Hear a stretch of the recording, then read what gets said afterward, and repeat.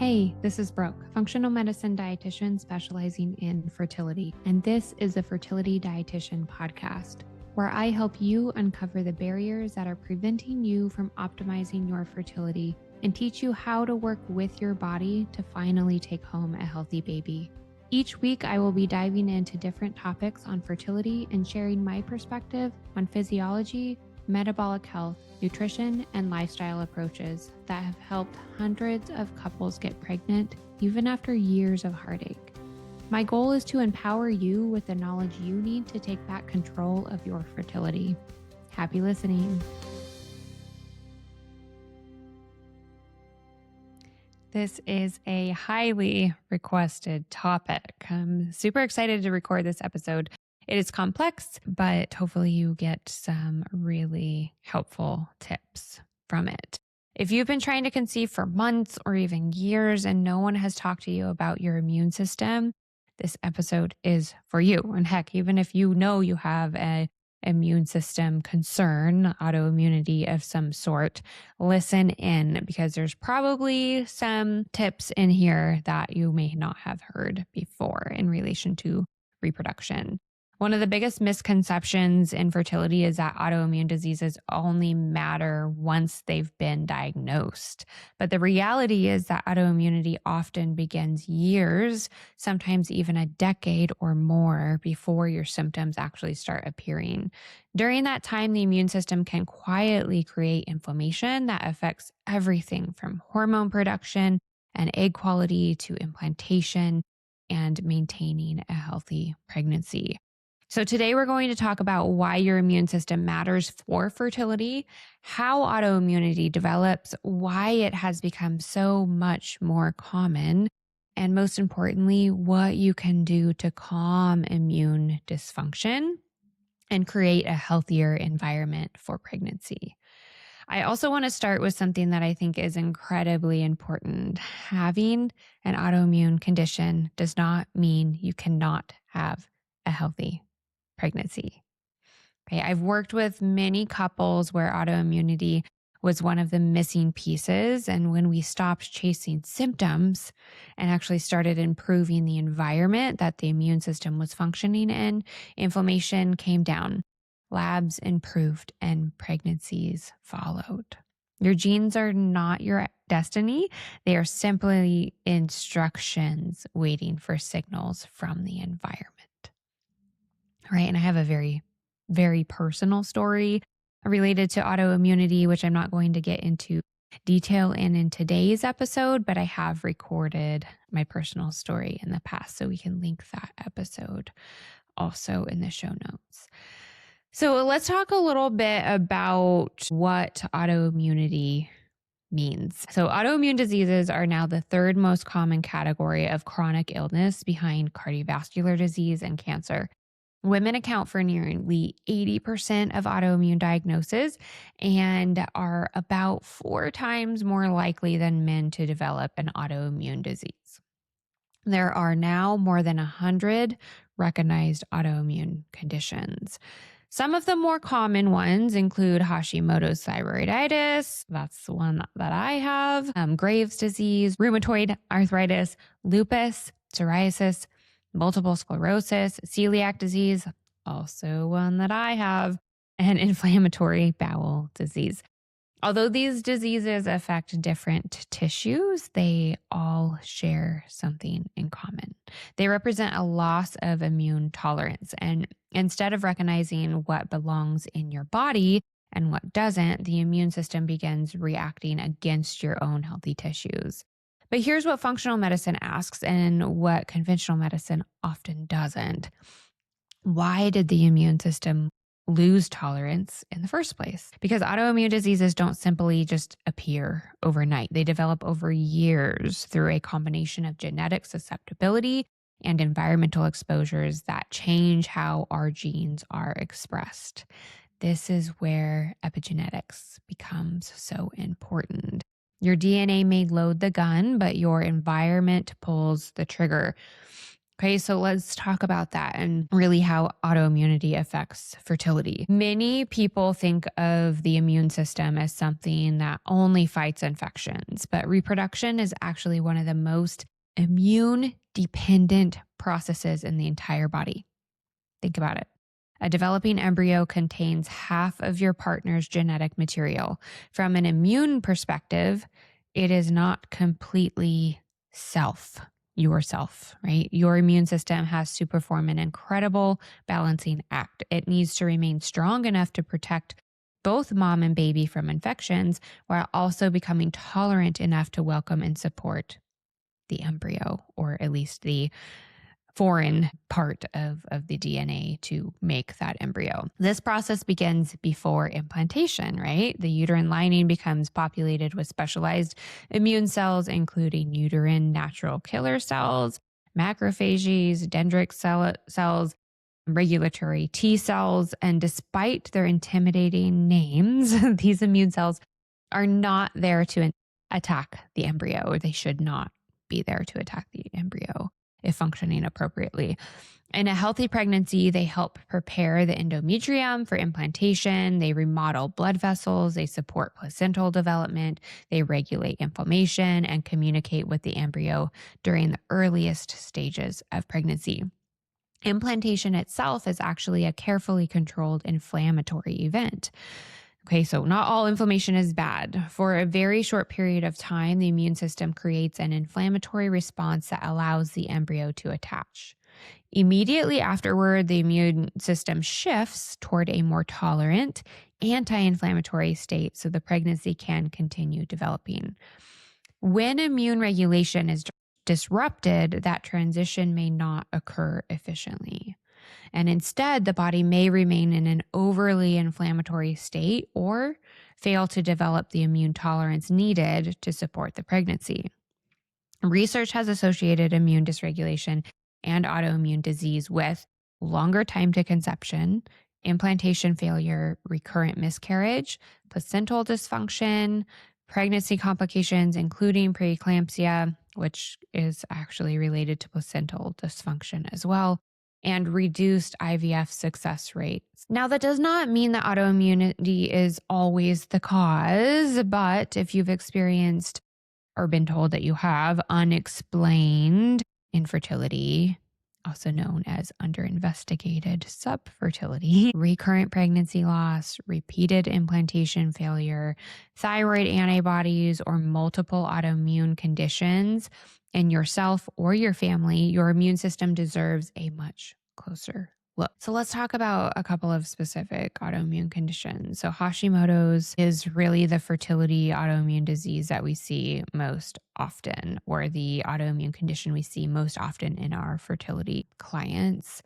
The autoimmune condition I probably see the most in practice as a whole is Hashimoto's thyroiditis. And many women are told that their thyroid numbers are quote unquote normal, while no one has ever measured their thyroid antibodies. Here's the problem. You can have normal thyroid hormone production while antibodies are actively attacking thyroid tissue.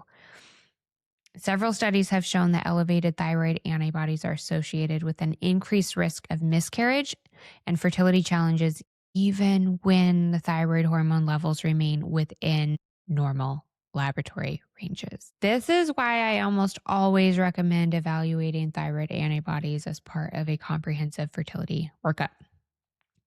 Not almost always, always, because we're not just asking whether the thyroid is functioning today.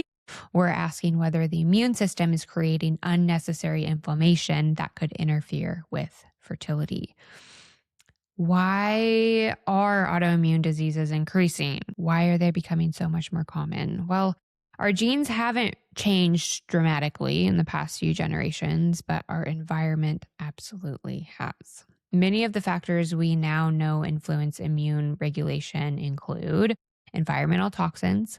This includes heavy metals, pesticides, plastics, air pollution, endocrine disrupting chemicals in our products, mycotoxins from mold. All of these can increase oxidative stress and place additional demands on detoxification systems essentially taking resources away from reproduction at so many different levels, including immune system regulation. Chronic infections is another one that increases risk for autoimmune dysregulation.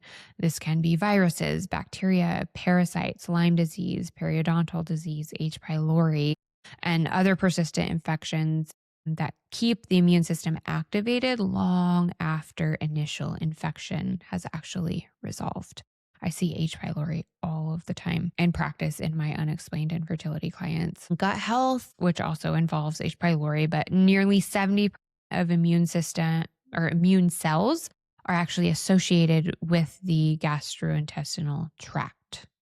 When the gut barrier becomes damaged or that microbiome loses diversity, bacterial components can actually cross into circulation and stimulate more immune activation.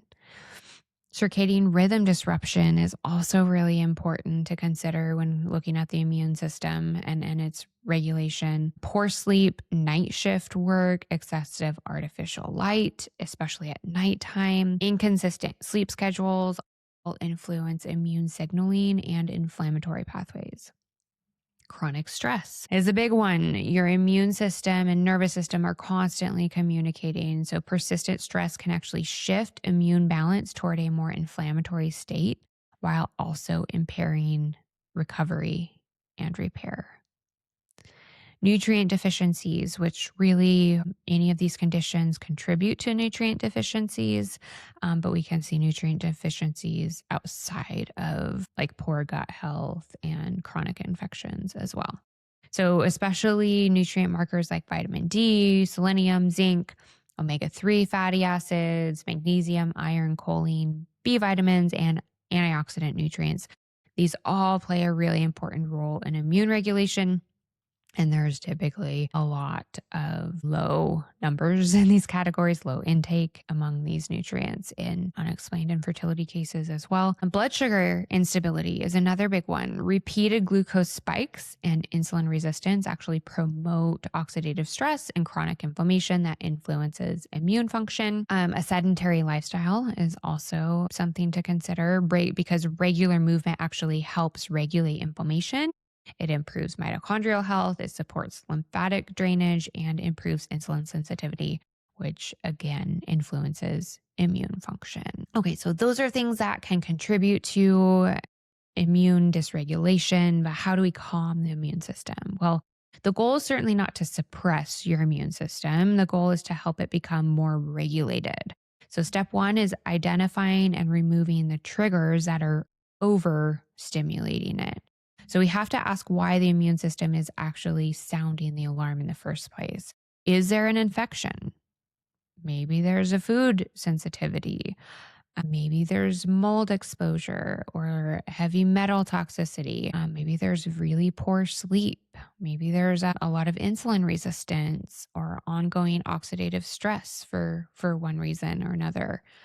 And at the same time, I like tracking inflammatory markers over time, including CRP, ESR, ferritin, of course, when it's interpreted in context of an iron panel, as well as the other inflammatory markers. And when clinically appropriate, additional immune markers too. Next, we want to see what's going on with nutrition.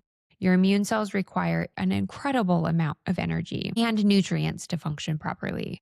So focusing on meals that are built around high quality protein, colorful fruits and vegetables, healthy fats, fiber rich whole foods, herbs, spices, and adequate minerals is really important. It is not about restriction. It's actually about supplying the building blocks that your immune system needs to regulate itself. Next, we want to think about healing the gut. So addressing any infections that are present. I'm a big fan of doing gut microbiome testing to see what that environment looks like and how to appropriately target it. And we want to make sure that we're increasing microbial diversity to help keep that environment really robust, which naturally helps the lining health and immune system activity, and make sure we're repairing any intestinal lining damage that is present, making sure we're feeding that beneficial bacteria with really fiber-rich whole foods. A healthier gut often leads to a healthier immune system response. So that's a really, really important connection to look at. We actually have immune system markers in microbiome testing that we look at for further insight to what's happening with that immune system regulation, among other testing. Next, we want to make sure we are reducing toxic exposure or toxin exposure. You cannot avoid every toxin. It's not about perfection, but we want to lower that overall toxic burden. And we can do that by improving indoor air quality, making sure that we're drinking good filtered drinking water. We can choose less toxic personal care items, especially those that we are putting on our skin every day, that we're breathing in every day. We want to make sure that we're staying well hydrated, not just with plain water, but with electrolytes. Also, we want to make sure we're prioritizing fiber to support elimination of toxins because a fair amount of them are eliminated in the bowels.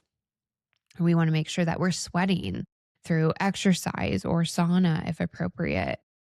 That also helps eliminate toxins too. Opening up those detox pathways is really important as you decrease your exposure to toxins. Eating antioxidant rich foods every day is also really helpful for kind of mitigating that oxidative stress and damage that can be occurring from higher toxic load and even elimination of toxins too. Next, we want to make sure that we are helping our body adapt to stress and regulating stress as it comes. So it's impossible to completely eliminate stress, right? That's not realistic, but we want to make sure we're adapting to it appropriately. And this goes beyond meditation. I mean, meditation can be a great tool, but we want to make sure you're supporting your circadian rhythm, getting outside within the first hour of waking to get that natural skylight. We want to make sure that we're using our food to support our circadian rhythm also. And again, thinking about that light exposure in the evening to support that sleep quality too. Strength training, walking, stabilizing blood sugar, and really prioritizing sleep are really all important for helping our body adapt to stress and regulate that stress that's coming in. We want to create consistent routines that tell your nervous system that it is safe. Remember, your nervous system and immune system are having a conversation every minute of the day. All right. And next, we have to make sure that we're addressing the mitochondria too. And in a lot of these other strategies or steps, you are supporting the mitochondria, but remembering that your mitochondria produce the energy that every immune cell requires, and giving it that energy or the resources it needs to create that energy is really important. So when inflammation and toxic damage or inflammation and toxins damage that mitochondria, immune regulation actually becomes much more difficult. So we want to support those mitochondria with adequate protein, regular movement, magnesium, and antioxidants like CoQ10, L-carnitine, omega-3 fatty acids, really antioxidant-rich foods, and restorative sleep. Okay, so don't just go like blindly purchase all of those supplements. Ideally, these are really well tailored to you, and focusing on food first for all of these nutrients is going to be extra helpful. But a healthy mitochondria help create healthy immune cells, as well as just healthy overall fertility for egg cells and sperm cells as well. Testing that I commonly consider if autoimmunity is on my radar, I'm thinking about ANA with reflex testing, comprehensive thyroid panel, including those thyroid antibodies, rheumatoid markers when appropriate, high sensitivity CRP, ESR. Those are inflammatory markers that give us insight to what's happening in the body, and just inflammatory wise. And in context with immune system markers, we can get even more insight that way. Hemoglobin A1C and fasting insulin, ferritin, and a complete iron panel are helpful too. A lipid panel with advanced markers such as fibrinogen, when appropriate, can be really helpful. Comprehensive stool testing, like I mentioned, the GI map is what I tend to use to evaluate infections, inflammation, digestive function, and the overall microbiome. Mycotoxin testing when mold exposure is suspected, and heavy metal testing. when indicated. I often tack on that heavy metal testing as part of an HTMA or hair tissue mineral analysis test because heavy metals are often eliminated in hair as a detox pathway there too. I also want to talk about post-viral immune activation. This is an area that's receiving much more attention. It's what happens after viral infections. So sometimes infection resolves, but the immune system never fully returns to baseline, and it ends up remaining at a heightened state of activation. This prolonged immune activation may contribute to autoimmune patterns in genetically susceptible individuals. And when clinically appropriate, additional testing for this kind of post-viral immune activation may include cytokine panels, Epstein-Barr virus antibodies, HHV6 antibodies. And the goal is not to simply identify past infections, it's to understand whether your immune system is still responding to them. If there's one thing that I hope you take away from today's episode, it's this. Autoimmunity is not simply a diagnosis. It is a reflection that the immune system has lost balance, and that balance can often be improved. The incredible thing about the immune system is that it responds to the environment you create for it every single day. Every meal, every night of sleep, every walk outside, every effort to reduce that inflammation, every step you take to improve your gut health, support your mitochondria, stabilize your blood sugar, lower toxic burden, and nourish your body is sending your immune system new information. Okay, and this is not about perfection or making sure that you're tackling all of these areas all at once, because that can create more inflammation through more stress. So one step at a time and really creating new lifestyle habits is where you're going to get most benefit from these changes too. And these small choices repeated consistently over time can really change the environment where fertility begins. Your body is always listening. The question is, what messages are we sending it? And how can we change them to improve that fertility? Thanks for tuning in. Hope to see you next week. Thank you for listening to this episode of the Fertility Dietitian podcast. If you enjoyed it, please leave a review to let me know what topics you want more of or less of. If you want to keep learning, subscribe at Apple Podcasts, Spotify, or wherever you listen to podcasts. Check out my website for more info on my private coaching program, Master Your Fertility, or my membership community, Fertility Blueprint. And don't forget my digital store. Come say hi on YouTube and Instagram. See you in the next episode.